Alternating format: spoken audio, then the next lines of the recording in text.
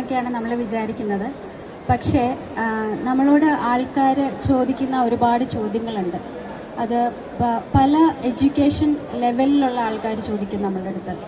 തീരെ വിദ്യാഭ്യാസമില്ലാത്തവർ ചോദിക്കും, വളരെയധികം ഡോക്ടറേറ്റ് മുതൽ അത്രമാത്രം എഡ്യൂക്കേഷനുള്ള ആൾക്കാർ ചോദിക്കും.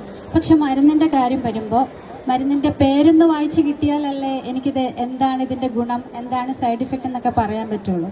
അപ്പോൾ മരുന്നിൻ്റെ പേര് വായിക്കാൻ പോലും നമുക്ക് അതിനുള്ള പേടിയാ. എനിക്കിത് അറിയില്ല, ഞാൻ സ്പെല്ലിങ് പറഞ്ഞു തരാം, അതെന്തിനാണെന്ന് അറിയില്ല. ഇങ്ങനെ ഒരുപാട് ബേസിക് ആയിട്ടുള്ള കാര്യങ്ങളുടെ ചോദ്യങ്ങളാണ് മുന്നിൽ വരുന്നത്. അപ്പം മരുന്നിനെ പറ്റി നമ്മൾ പറയുമ്പോൾ എനിക്ക് കിട്ടുന്ന ഒരു സംഭവം അതൊരു കഥയാക്കിക്കൊണ്ട് അവിടുന്നാണ് ഞാൻ ഈ ബുക്കിൻ്റെ ചാപ്റ്റേഴ്സ് തുടങ്ങുക. അപ്പോൾ ആൾക്കാർക്ക് എന്നോടാണിത് പറയുന്നത്, അങ്ങനെ ഒരു കാര്യത്തിൽ റിലേറ്റ് ചെയ്യാൻ പറ്റും.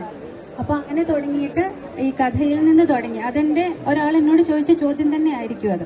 അപ്പോൾ അത് കഥയിൽ നിന്ന് തുടങ്ങിക്കൊണ്ട് കാര്യങ്ങളിലേക്ക് പതുക്കെ എസ്കലേറ്റ് ചെയ്യുക എന്നുള്ളൊരു രീതിയാണ്. എനിക്ക് തോന്നുന്നു ഇനി എന്തൊക്കെ കാര്യങ്ങൾ അഡ്വാൻസ്ഡ് ആയിട്ട് ടെക്നോളജി വന്നാലും നമ്മളുടെ എക്സ്പീരിയൻസിൽ നിന്ന് നമ്മളുടെ അറിവും കൂടി കൂട്ടിക്കലർത്തി അത് ബ്ലെൻഡ് ചെയ്തിട്ട് നമുക്ക് പറഞ്ഞു കൊടുക്കുന്ന ഒരു രീതി ഉണ്ടല്ലോ, അത്രയും മനോഹരമായിട്ട് ഇനി ഏത് ടെക്നോളജി വന്നാലും അത് അത്രമാത്രം നന്നാവില്ല എന്നൊരു ബോധ്യമാണ് എഴുത്തിൽ നിൽക്കുന്നതിൽ നിന്ന് ഞാൻ ഉദ്ദേശിക്കുന്നത്. തീർച്ചയായിട്ടും